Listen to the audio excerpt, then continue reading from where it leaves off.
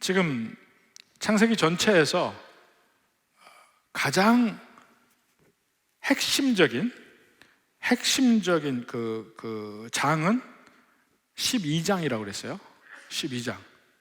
하나님이 아브라함을 부르시고 아브라함에게 복 주시는 약속. 그리고 15장, 17장에 계속해서 하나님이 언약을 맺으시는 광경이 나왔습니다. 이것이 창세기에서 이야기하고자 하는 전부예요. 그 아브라함과의 언약을 중심으로 왜 아브라함의 언약이 필요하냐면 그 이유를 창세기 1장부터 11장까지 말하고 있습니다. 인간은 완벽하게 하나님이 다 주시고 모든 환경을 완벽하게 주었음에도 불구하고 인간이 죄를 지어서 결국은 하나님이 복을 주시려고 해도 스스로 죄에 빠져서 넘어지고 멸망의 길로 가고, 결국 그래서 노아와 식구만 남겨놓고 다 쓸어버렸더니 노아의 가족만이 남았으니까 이제 의인이 돼야 될 거 아니에요? 노아가 바로 그 뒤에 또 죄를 범합니다.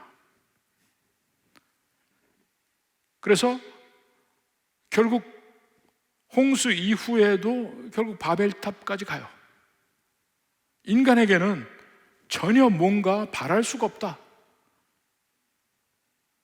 이것이 거기까지 하나님의 결론이고, 바로 그것을 성경을 읽는 우리에게 보여주는 겁니다. 내가 왜 아브라함에게 나타나서 일방적으로 아브라함에게 내가 너를 복주겠다고 얘기한 줄 아느냐? 그렇게 안 하면 너희가 구원받을 길이 없어요. 심지어는 그 의인이라고 하는 아브라함조차도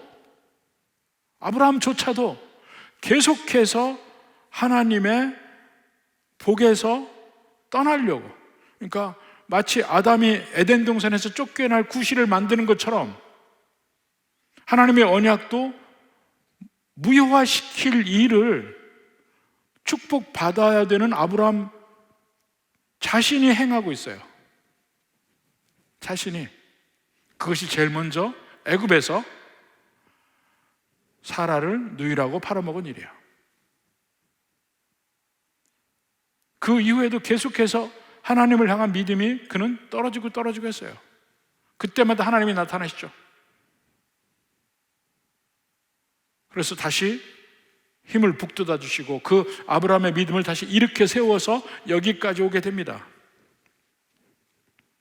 그래서 때로는 아브라함은 믿음 생활에서 승리하기도 합니다. 롯과의 관계에서 그는 믿음을 택했습니다. 세상적인 복은 롯을 택했는데 그는 비참한 말년을 맞이했다는 것 바로 우리 전에 봤어요. 아브라함은 드디어 하나님께서 다시 한번 99세에 그에게 나타나셔서 약속을 주셨죠. 내년 이맘때 아들을 낳을 거라는 약속을 받았습니다. 그러니까 나름대로 인생의 최고의 절정기를 가고 있을 때입니다. 그 인생의 최고점에서 아브라함이 죄를 짓습니다. 바로 오늘 대목입니다. 그것도 이방의 왕인 아비멜렉에게. 여기 보면 20장 1절에 보면 아브라함이 거기서 네게부 땅으로 옮겨가 가데스와 술 사이 그랄에 거류하며, 그랄 땅은 지금의 이스라엘의 가장 남부지방, 그러니까 이 지중해하고 사해바다 제일 남쪽 끝하고 아마 그 사이 어디일 거예요. 거기가 그랄 땅입니다.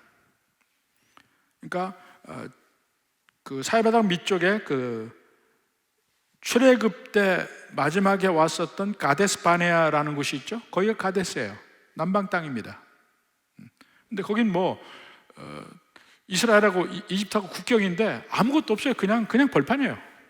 벌판인데 거기에 줄이 그어 있는 거야. 이 상상 속에 줄이 거어 있어서 거기 이집트하고 이스라엘 국경입니다. 그러니까 자칫하면 이집트로 넘어가고 이스라엘로 넘어가고 그럴 수 있는 국경에 그냥 사막입니다.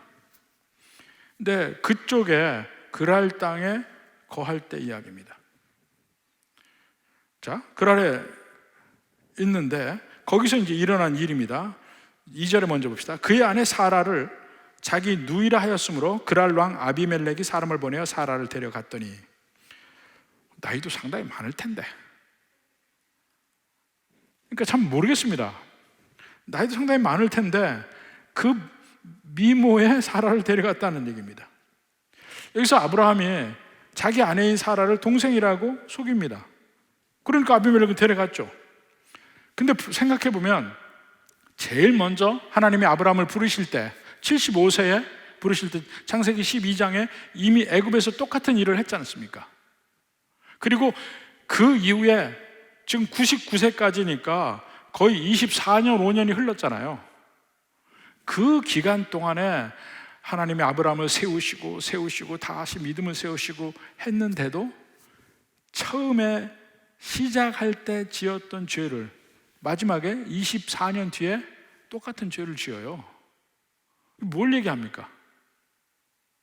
인간은 본질이 그렇게 바뀌는 건 아닌 것 같아요. 죄적인 본성이 바뀌지는 않는 것 같아요.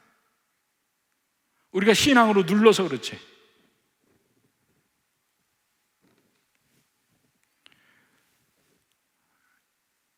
어찌 보면 신앙에 전혀 진전이 없는 거예요. 발전이 없는 거예요. 같은 본질이 똑같이 나왔으니까 75세 때에 그가 범했던 잘못이 99세에 그가 똑같은 잘못을 범하고 있습니다. 누가요? 믿음의 아버지가. 믿음의 아버지가. 아니, 뭐 그런 사람이 있어 왜 그럴까? 이렇게 생각하는 사람은 뭔가 진정으로 은혜가 뭔지를 잘 모르는 사람일 거야. 오히려 나는 잘 지키고 나는 발전이 많은데, 아니요, 변하지 않는 본질이 여러분 마음속에 있다는 걸 깨달아야 돼. 그게 깨달아지지 않으면 자꾸 다른 사람을 정죄하게 돼 있어요. 왜 그렇게 신앙생활을 못하냐 이렇게 하게 돼 있어. 내 변하지 않은 본질이 내게 있다는 사실을 인정하지 않으면, 그게 바로 은혜입니다 하고 얘기할 때 나는 낮아지는 거거든요. 그 낮아짐이 부족한 사람이요, 오직 하나님의 은혜를 구원받는 것입니다, 이것에 대한 이해가 충분치 못하다니까요.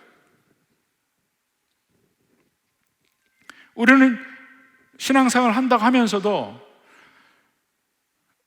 어느 부분에서는 강하고 어느 부분에서는 약합니다.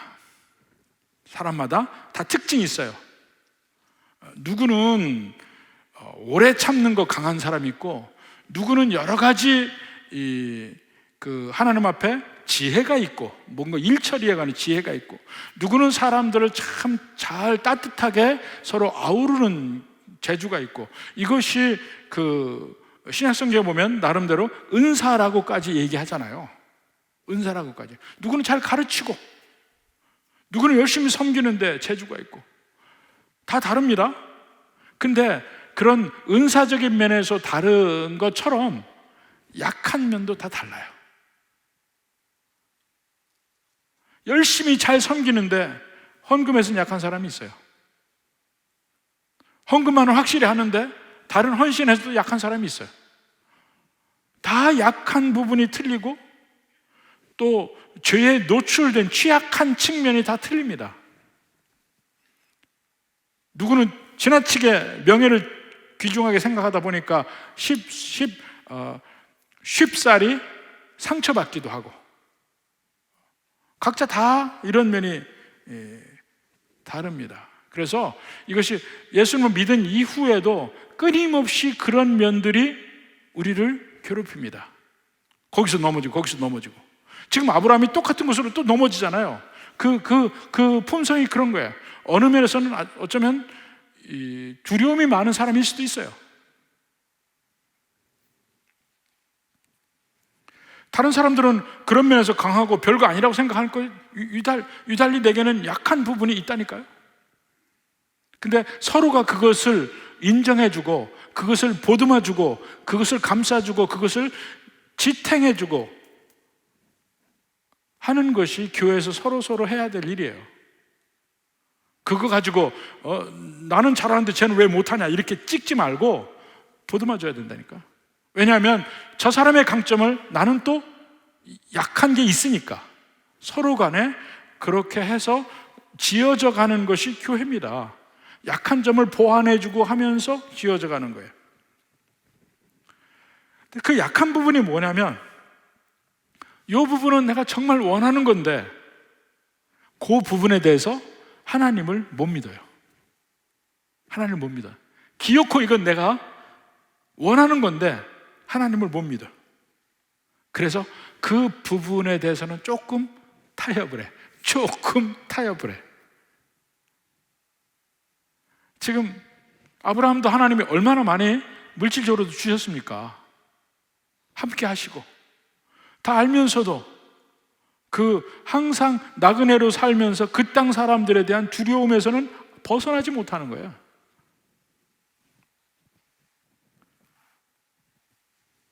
그래서 조금, 그러니까 의롭게, 하나님 안에서 좀 의롭게 살려고 하지만 중간중간에 조금씩 타협하는 부분, 아니면 죄를 지는 부분, 이런 부분들이 다 있어요. 다.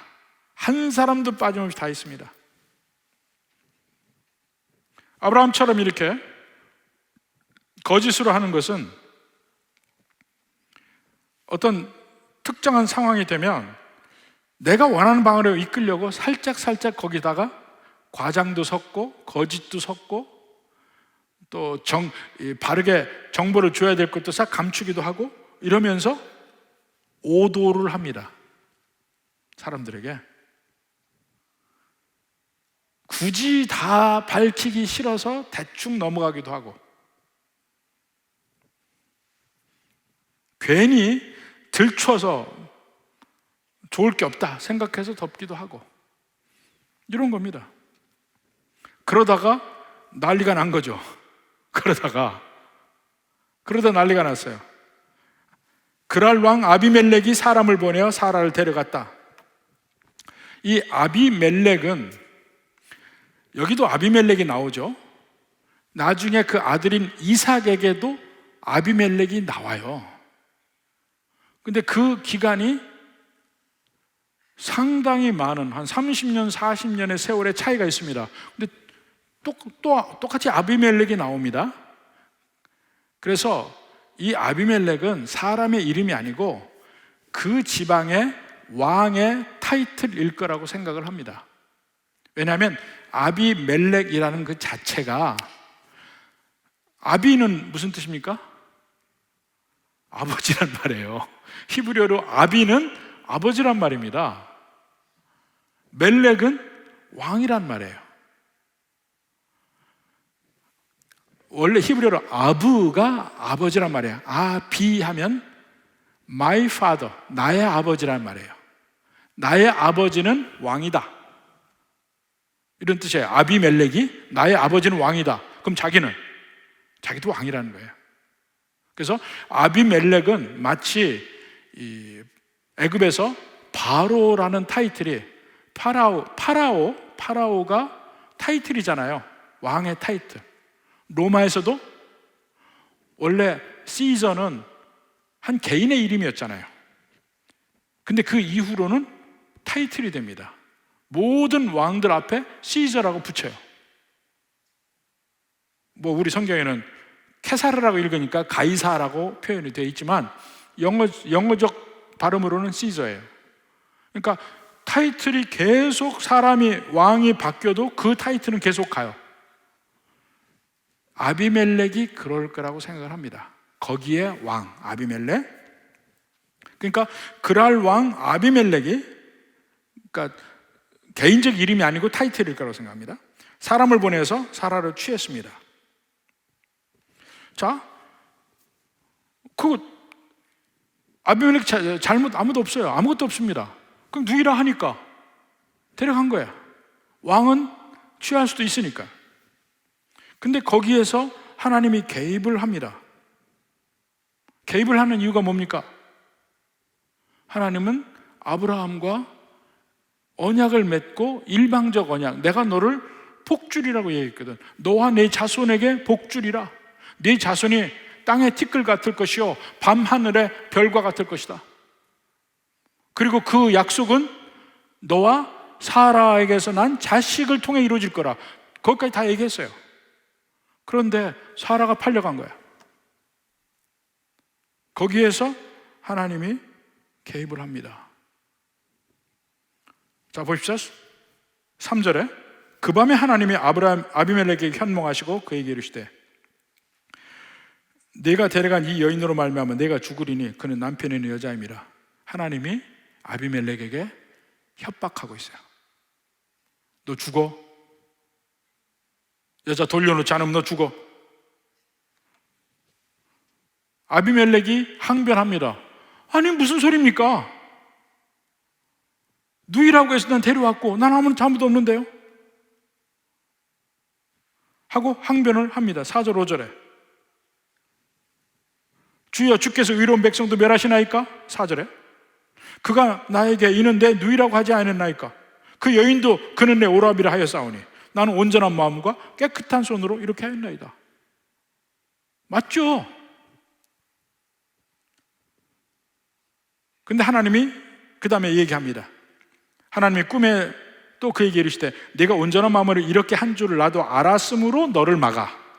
너 더 이상 죄를 짓지 않게 한다 이거예요. 네가 악한 마음으로 한 거 아니니까 알고 내가 너를 죄 짓지 않게 한다. 자, 7절 이제 그 사람의 아내를 돌려보내라. 먼저 이 첫 번째 명령하면 그 돌려보내라. 그는 선지자라. 그가 너를 위하여 기도하리니 내가 살려니와 내가 돌려보지 아니하면 너와 내게 속한 자가 다 반드시 죽을 줄 알리라. 그는 선지자라. 이게 선지자라는 말이 성경에 처음 나와요. 근데 선지자는 좀 다양한 의미로 쓰이면서 선지자라고 부를 수 있는 사람의 기능이 있습니다. 여러 가지 기능이 있는데 선지자는 보통 하나님의 말씀을 직접 받아서 그 백성이나 다른 사람에게 선포하는 역할을 하는 것이 선지자예요. 제사장은 하나님이 주신 성경 말씀을 가르치는 역할을 주로 제사장이 했습니다. 근데 그 성경에 근거해서 하나님이 이스라엘 백성들에게 말씀하시려고 할 때 선지자를 이용했어요. 그러니까 선지자는 대개 모세 오경이 있은 뒤에 선지자가 제대로 기능을 한 겁니다. 왜냐하면 모세 오경이 있지 않으면 선지자란 의미가 없잖아요. 너희들이 죄를 지었지 안 지었다 이렇게 얘기하려면 기준점이 있어야 될 거 아니에요. 그 기준점이 모세 오경입니다. 그러니까 모세 오경 이후에 비로소 진정한 오피스, 직책으로서의 선지자의 기능이 있었던 거예요. 근데 그것 말고 그냥 일반적인 의미의 선지자로서의 기능 중에 뭐가 있냐면 이 중보기도의 기능도 선지자가 있습니다.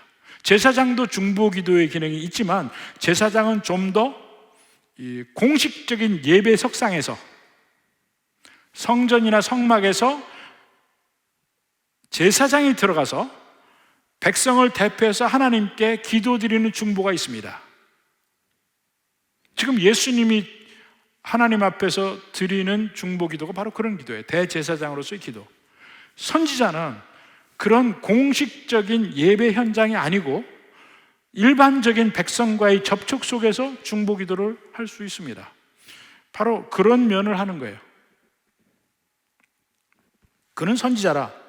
그가 너를 위하여 기도하면 하나님께서 들으시는 그런 선지자라는 거예요.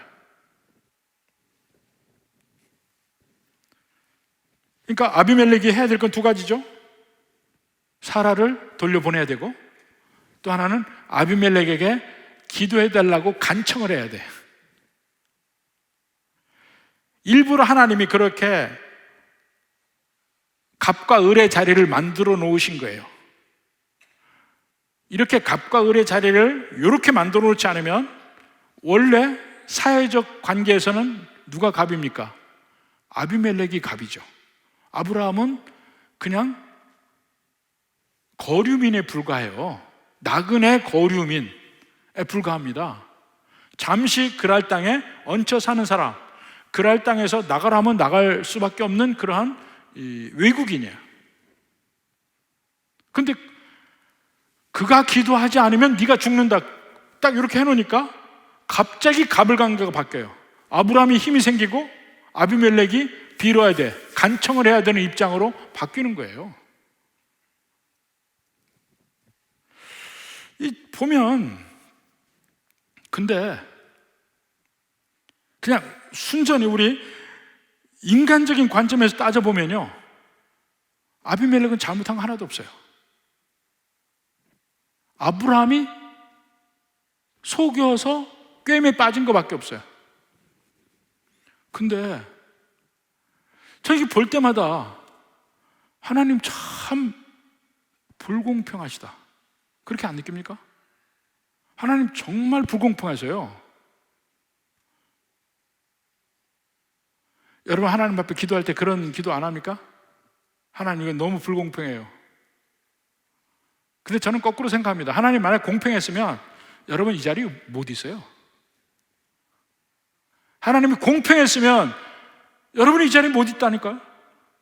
하나님이 공평했으면 아브라함 벌써 아웃이야. 여기서 강조되는 건요, 하나님이 아브라함을 택했다는 사실, 그거 하나로 인간적으로는 더 죄가 없는 아비멜렉이 졸지의리 되고, 아브라함은 잘못했음에도 불구하고 하나님이 택했다는 이유 하나만으로 갑이 돼요. 지금 여기서 황당한 일 아닙니까?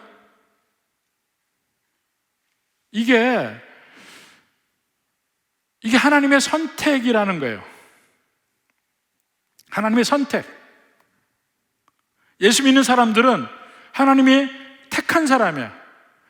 그 사람들이 예수님 안 믿는 사람보다 더 깨끗하다는 것도 아니고, 더 인품이 좋다는 것도 아니고, 더 능력이 많다는 것도 아니고, 아무것도 아니에요.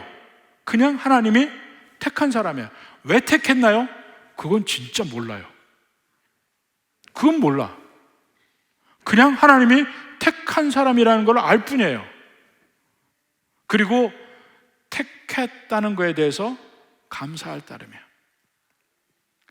고린도전서 1장에 뭐라 합니까? 너희 중에 문벌 좋은 사람이 많지 않도다. 하나님은 예수 그리스도 전파할 때 말과 지혜로 하지 않았어요. 그저 십자가에 못 박힌 예수 그리스도만 증거하게 했어요. 내가 예수님 믿었더니 내 삶에서 예수님 믿음을 말미암아 이러한 변화와 이러한 복과 이러한 은혜가 있었다, 이것을 그냥 있는 그대로 증거만 하게 했어요. 설득하는 게 아니고, 증인은 설득이 아닙니다. 내가 본 것만 얘기하는 거야. 내 삶에서 예수님을 느낀 것만 얘기하는 거야.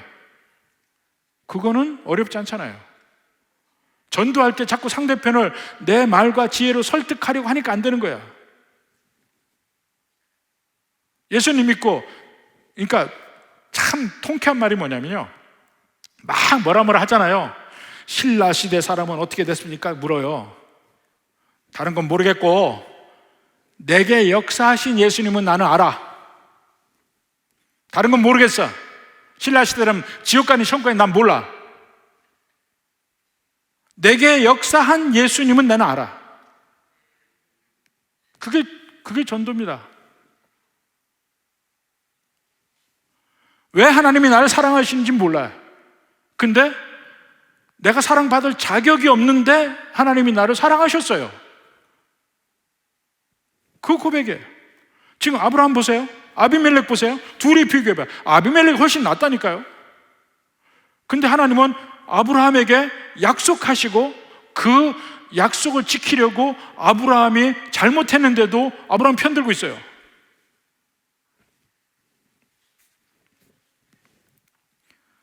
그러니까 뒤에 보면 아비멜렉이 아브라함을 책망하는 그 말이 다 구구절절 옳아요. 근데 아브라함의 대답은 옹색합니다. 한번 보세요. 8절부터 아비멜렉이 그날 아침에 일찍 일어나 모든 종들을 불러 모든 일을 말하여 들려주니 그들이 심히 두려워하였더라. 하나님이 현몽한 얘기. 9절에 아비멜렉이 아브라함을 불러서 그에게 이르되 네가 어찌하여 우리에게 이렇게 하느냐? 내가 무슨 죄를 내가 범하였기에 내가 나와 내 나라가 큰 죄에 빠질 뻔하게 하였느냐. 지금 이렇게 말하면서도 아비멜렉은 자기가 왕인 사실을 잊지 않아요. 내게뿐만 아니고 내 백성에까지도 이 잘못이 임할 뻔했다는 얘기죠. 내가 합당하지 아니한 일을 내게 행하였도다. 또 아브라함이 질책을 합니다. 아비멜렉이 질책합니다. 10절에 아비멜렉이 또 아브라함에게 이르되 내가 무슨 뜻으로 이렇게 하느냐. 정말 아브라함은 할 말이 없습니다. 할 말이 없어요. 뭐 믿음의 용사? 전혀 아브라함에서 못 느끼는 겁니다. 그저 두려워하는 나그네일 뿐이에요. 하나님을 믿는 사람이라고 볼 수가 없는 그러한 장면이에요. 11절부터 봅시다. 아브라함이 이르되 이곳에서는 하나님을 두려워함이 없으니, 아니 그 사람들이 하나님을 두려워하든 나한테 무슨 관계야? 내게 하나님이 있으면 되지. 하나님이 나와 함께 하시는 것이면 족하지, 저 사람들은 하나님 안 믿으니까 내게 해코지 할 거다. 그럼 이 세상에서 크리스천들이 지켜나갈 방법이 없죠. 자, 보십시오. 그 두려움이 없으니 내 아내로 말미암아 사람들이 나를 죽일까 생각하였습니다. 그러니까 아브라함이 계속 이방인으로, 그러니까 외국인으로 남의 땅에서 살잖아요. 그러니까 자기를 지켜줄 만한 사람이 없어요. 그러니까 딱 생각해서 저 사람 사라를 빼앗아야 되겠다 맘먹으면 아브라함을 죽이고 다 탈취하고 빼앗을 거다 이거죠. 그게 겁나서 계속 사라 뒤에 아브라함이 숨으려고 하는 것이죠. 사람들이 날 죽일까 생각했으며 또 그는 정말로 나의 이복 누이로서 내 아내가 되었습니다. 그래도 지금은 안 했잖아요. 이복 누이였다. 하나님이 13절에 하나님이 나를 내 아버지 집을 떠나 두루 다니게 하실 때에 내가 아내에게 말하기를 이후로 우리의 가는 곳마다 그대는 나를 그대의 오라비라 하라. 이것이 그대가 내게 베풀 은혜라 하였었노라. 여기 보니까요, 한 번만 한 게 아니고 처음 때부터 지금까지 내내 누이라 하고 다녔어요. 하란에서 떠날 때부터 지금까지 애굽에 가서 당했죠. 그 이후로도 계속 누이라 하고 다니다가 이 그랄 땅에서 아비멜렉에게 택함을 받은 것뿐이야. 계속 그게 함께 간 거예요. 그 거짓말이 항상 함께 묻어갔어요. 그리고 자기만 한 게 아니고 사라까지 동참시켰어. 그 거짓말에. 당신도 가서 물어보면 내가 오라비라고 꼭 그래.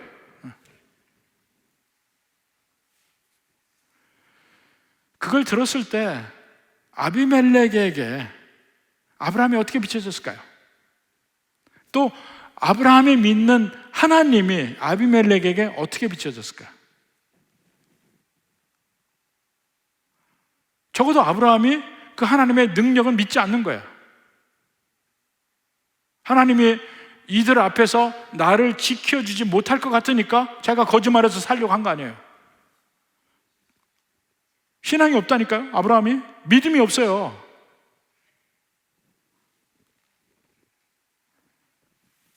그러니까 롯은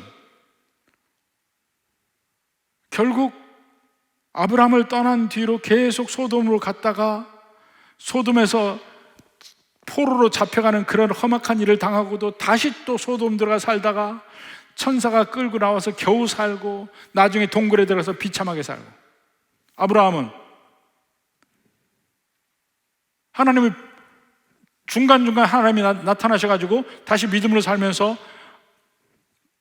세상적으로 복받는 사람을, 가축도 많고 부자로 살고 자식이 비록 없었지만 자식이 또 있겠다고까지 얘기했잖아요. 그런데도 계속 끊임없이 그 아브라함의 연약한 부분의 죄는 계속 드러나요. 계속 끌고 갔잖아요. 자기는 오라비라 하고 사라는 누이라 하고 그 삶을 계속 그 가나안 땅 돌아다니면서 살면서 항상 그렇게 살아왔던 거야.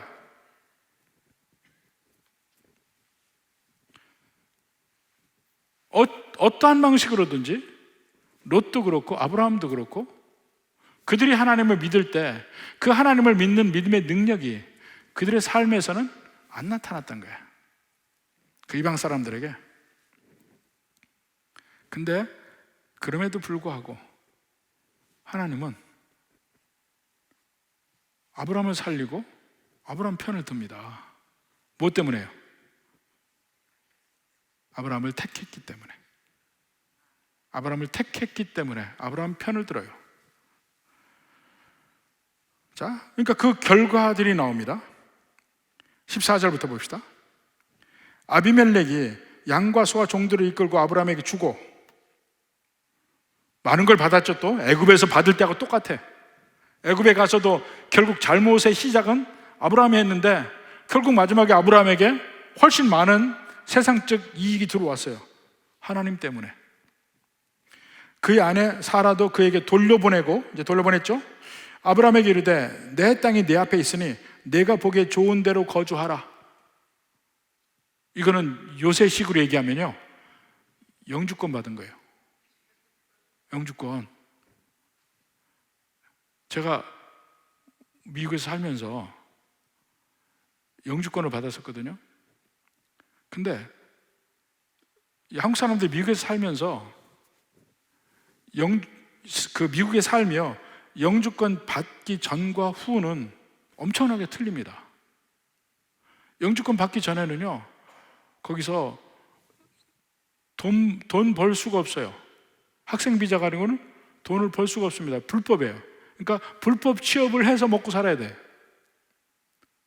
영주권을 받은 다음에는 마음대로 일을 할 수 있게 됩니다. 거기서 이제 마음 졸이는 일이 없어요. 엄청나게 차이가 납니다. 그 영주권을 그린카드라고 그래. 별것도 아니에요. 이런 표딱지 하나야. 근데 이걸 받으려고 얼마나 많은 시간과 노력을 해야 되고 돈을 들여야 되고, 그렇게 해서 영주권을 따요. 이 외국에 나가서 거기서 정착한 사람들은 이게 무슨 말인지 알아요. 근데 지금 아브라함이 졸지에 자기 잘못해서 일이 꼬였는데 그걸 하나님이 개입해가지고 영주권 받은 거예요.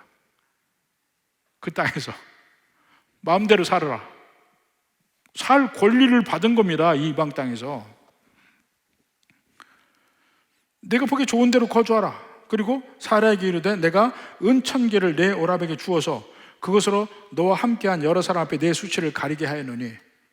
사실은 이 은 1,000세겔은 엄청난 돈입니다. 사실 그 당시에 한 여인이 시집을 가면 보통 일반적인 지참금이 이 다우리라고 그러죠. 다우리를 신부의 집에 주는 돈, 그 다우리라고 그러는데 우리말 뭐라고 그러지 모르겠습니다. 근데 그게 50세겔 정도 돼요. 50세겔. 근데 지금 아비멜렉은 1,000세겔을 준 거예요. 운 1,000세겔. 20배를 준 거예요. 엄청나게 준 거예요. 또. 그래서 해결했다 이렇게 하고, 그 다음에 비로소 아브라함이 아비멜렉을 위해서 하나님께 기도하는 장면이 나옵니다. 아브라함이 갑이에요. 참 잘못은 그 사람이 했는데 그 사람이 오히려 갑의 위치를 한 게 순재 하나님이 정말 불공평하셔요. 17절. 아브라함이 하나님께 기도하며 하나님이 아비멜렉과 그의 아내와 여종을 치료하사 출산하게 하셨으니 여호와께서 이 왕의 그 전에 아브라함의 아내 사레의 일로 아비멜렉 집의 모든 태를 닫으셨습니다. 아무도 출산을 못해. 그러니까 모든 태를 닫았다는 걸 느끼려면 어느 정도 시간이 있었을 거라고요. 그러니까 태가 닫힌 걸 다 알 수 있을 정도의 기간이 있어야 되잖아요. 그러니까 아비멜렉에도 두려움이 왔겠죠. 출산 아무도 못하니까. 잉태했던 사람이 다 유산하고 다 아무도 출산이 안 되는 걸 느끼니까 정말 죽겠구나, 우리 가문이 멸망하겠구나 하고 느끼는 그 순간에 아브라함이 기도하니까 그 태를 여셨다. 근데 이 면이 바로 1년 뒤에 사라가 있을 일을 미리 예견적으로 보는 겁니다. 하나님은요, 완전히 태를 닫을 수도 있고 태를 열 수도 있어요. 제 바로 처음에 제가 신학하러 갔을 때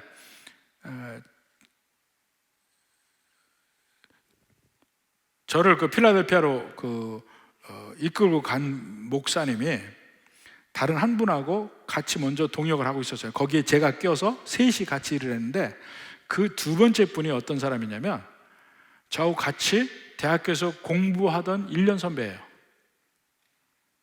근데 그분은 언어학과를 졸업을 했는데 외무고시를 보기 위해서 우리 과에 강의를 들어왔는데 저하고 같이 강의를 들었어요.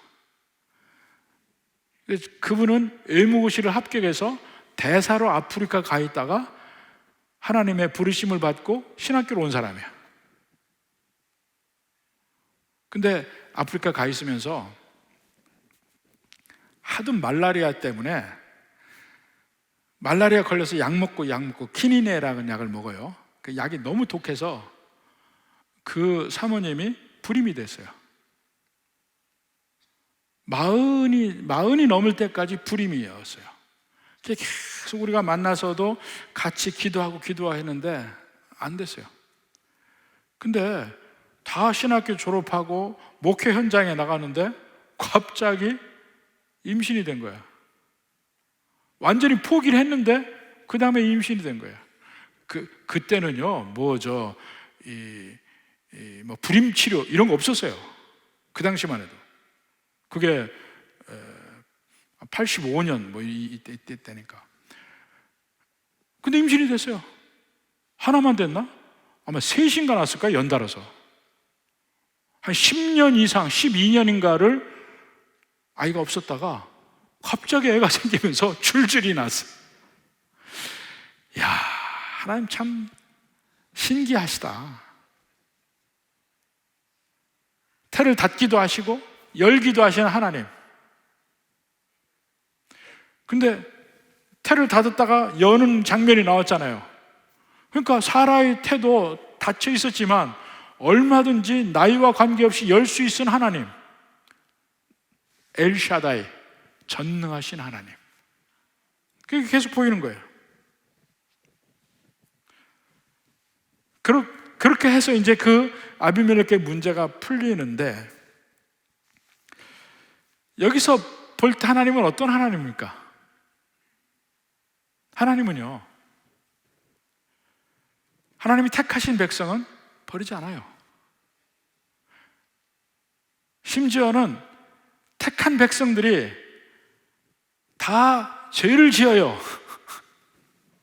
죄를 짓는데, 죄를 지어서 축복 밖으로 가는데 그걸 하나님이 이기셔요.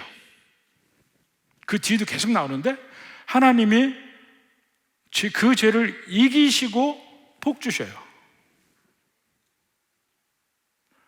이 참 하나님 정말 불공평하셔요. 오직 하나님이 택했던 이유로 복을 주셔요. 근데 애초에 구원이란 자체가 내가 구원받을 만해서 주는 게 아니에요. 혹시 얘기하는 거예요. 내가 구원받을 만해서 주는 게 아니에요. 내가 다른 사람보다 더 나아서 구원해 주는 게 아니라니까요. 오직 하나님의 택함밖에 없다는 거예요. 그러니까 어쩌면요, 우리의 도덕률보다 세상 사람의 도덕률이 더 나을지도 모른다니까요. 근데 하나님의 택함으로 그걸 이기시고 복 주시는 하나님,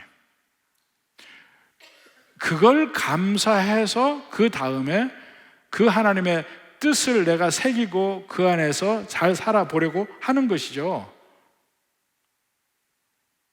그러나 그걸 보고 우리를 복 주는 거 아니에요. 오직 하나님의 은혜로 우리를 사랑하시는 일방적인 그것 때문에 복 주시는 거지, 내가 하나님께 뭐 이거 잘해서 복 받는 거 아니라 이겁니다. 그리고 내가 이걸 잘하면 거기에서 복을 주시나, 꼭 그런 것 같지도 않아요. 제가 참 많이 느낀 게 뭐냐면, 처음에 예수님 믿고 엄청나게 전도하러 다녔습니다. 신학교 다닐 때도 전도하러 많이 다녔어요. 근데 그 전도가 열매를 맺지 않아요. 너무 힘들게 열심히, 어떤 사람은 정말 몇십 번을 가서 그래 해도 안 믿어요. 근데 참 희한한 게, 내가 전도를 할 때 전혀 내 전도와 관계없이 다른 사람이 교회로 와요. 교회가 부흥해. 내가 전도를 하는데, 그때 제가 뭘 느꼈냐면, 아, 하나님이 내가 전도하는 거 하나님 기뻐하시는구나, 이걸 느꼈어요. 또 하나는, 네가 잘해서 되는 게 아니다, 이것도 똑같이 얘기를 해주시는 것 같아요.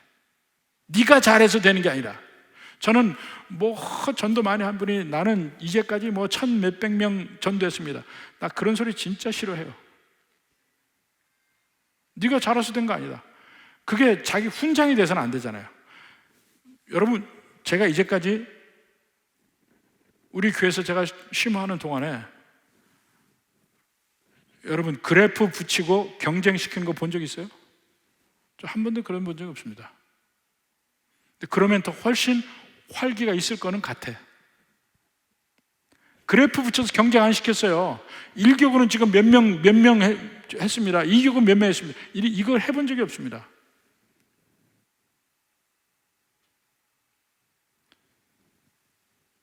여러분 마음에 하나님께서 주신 은혜대로 하셔요. 근데 그건 엄청나게 기뻐하십니다. 하나님이 기뻐하셔요. 그걸 전도하면서 느낄 수 있는 겁니다. 그리고 또 하나는, 하나님의 백성도요, 끊임없이 그 속에 죄를 안고 가는 면들이 있습니다. 이면 때문에 쓰러지고 넘어지고 온갖 아비멜렉 같은 사람에게 핀잔 듣고 이런 일을 당할 수가 있다니까요. 우리가 살아가면서 하나님의 영광 가리는 일이 우리 삶에 없었으면 좋겠습니다. 점점 적어도 줄었으면 좋겠습니다. 이러한 주의 은혜가 함께하는 여러분의 삶이 되기를 주님의 이름으로 축원합니다.